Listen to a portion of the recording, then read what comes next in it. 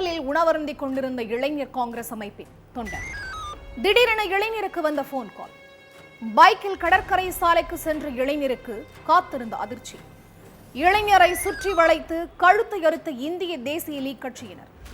இளைஞர் காங்கிரஸ் அமைப்பினருக்கும் இந்திய தேசிய லீக் கட்சியினருக்கும் இடையே என்ன பிரச்சனை?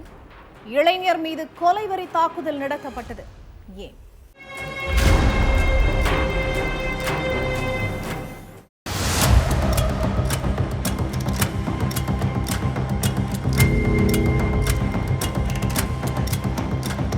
ஹோட்டல்ல உட்கார்ந்து சாப்பிட்டுட்டு இருந்திருக்காரு இளைஞர் சித்திக். அப்போ அவருக்கு ஒரு போன் கால் வந்திருக்கு. எதிர்முனையில பேசின மற்றொரு இளைஞர் சித்திக்க கடற்கரை சாலைக்கு கூப்பிட்டிருக்காரு. உடனே பைக்கை எடுத்துட்டு அங்க போயிருக்காரு இளைஞர் சித்திக். அப்போ பயங்கர ஆயுதங்களோட அங்கிருந்த கும்பல் இளைஞர் சித்திக்கோட கழுத்து அறுத்து சரமாரியா குத்தி இருக்காங்க.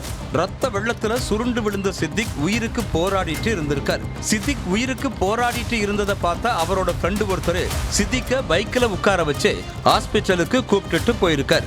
பாதி வழியிலேயே மயக்கமடைஞ்ச சித்திக் பைக்ல இருந்து மயங்கி விழுந்துட்டார். இதை பார்த்தா அங்கிருந்த பொதுமக்கள் சித்திக்க மீட்டு பக்கத்துல உள்ள ஹாஸ்பிட்டலுக்கு அனுப்பி வச்சாங்க. இந்த விஷயத்தை கேள்விப்பட்டு ஸ்பாட்டுக்கு போன போலீஸ் சித்திக் கிட்ட யாரு உங்களை வெட்டினது, உங்களுக்கும் அந்த கும்பலுக்கும் என்ன தொடர்புன்னு விசாரிக்க ஆரம்பிச்சாங்க.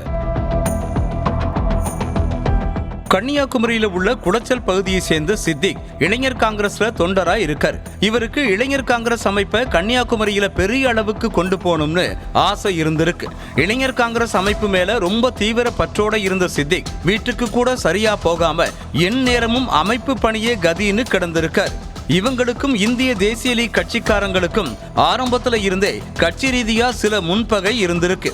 அப்பப்போ இரு தரப்பினரும் அடிக்கடி மோதல்லையும் ஈடுபட்டு இருந்திருக்காங்க. இந்திய தேசிய லீக் கட்சியோட மாவட்ட அமைப்பாளரான முகமது பாசித் மேல பல கேஸ்கள் இருக்குதுன்னு கூறப்படுது. முகமது பாசித்த மத்த அமைப்புக்காரங்க எங்க பார்த்தாலும் எல்லாரும் அவரை அண்ணன்னு சொல்லித்தான் கூப்பிடணுமா. ஆனா சித்திக் இது போன்ற நடவடிக்கைகளுக்கு எதிர்ப்பு தெரிவிச்சிருக்கார். இதுக்கடையில சித்திக் இந்திய தேசிய லீக் கட்சிக்காரங்களை பிரெயின் வாஷ் பண்ணி இளைஞர் காங்கிரஸ் அமைப்புல சேர்க்கிற வேலையில ஈடுபட்டிருக்கார். சித்திக்கோட இந்த நடவடிக்கை இந்திய தேசிய லீக் கட்சியோட மாவட்ட அமைப்பாளர் முகமது பாசித்துக்கு சுத்தமா பிடிக்கல. இதனால சித்திக்கு போன் பண்ண முகமது பாசித், எதுக்கு எங்க கட்சிக்காரங்களை உன்னோட அமைப்புல சேர்க்கிற? இது உனக்கு தேவையில்லாத வேலை. தேவையில்லாம நீ ரெண்டு தரப்புக்கும் இடையில பிரச்சனையை ஏற்படுத்துற. இந்த மாதிரியான வேலையை என்கிட்ட வச்சுக்காத அப்படின்னு சொல்லி மிரட்டி இருக்காரு. அதுக்கு உன் கட்சிக்காரங்க யாரையும் நான் கட்டாயப்படுத்தி என்னோட அமைப்புல சேர்க்கல. அவங்களா விருப்பப்பட்டுதான் எங்க அமைப்புக்கு வர்றாங்க. அதனால நீ உன் வேலையை மட்டும் பாருன்னு எதிர்த்து பேசியிருக்கார். அப்போ ரெண்டு பேருக்கும் இடையிலையும் பிரச்சனை ஏற்பட்டிருக்கு. ரெண்டு பேரும் மாறி மாறி தகாத வார்த்தைகளால பேசிட்டு சண்டை போட்டு இருக்காங்க. சம்பவத்தன்னைக்கு சித்திக் குளச்சல் பகுதியில் உள்ள ஒரு ஹோட்டல்ல உட்கார்ந்து சாப்பிட்டு இருந்திருக்கார். அப்போ அவருக்கு போன் பண்ண முகமது பாசித் நமக்குள்ள இருக்க பிரச்சனைய பேசி முடிச்சுக்கலாம்னு கூப்பிட்டு. அதை நம்புன சித்திக்கும் தன்னோட பைக்கை எடுத்துக்கிட்டு அக்கரம்பள்ளிக்கு பின்புறத்துல உள்ள கடற்கரை சாலைக்கு போயிருக்காரு. அப்போ சித்திக்க சுத்தி வளைச்ச கும்பல் அவரை சரமாரியா கத்தியால குத்தி கழுத்து அறுத்துட்டு தப்பி ஓடி இருக்காங்க.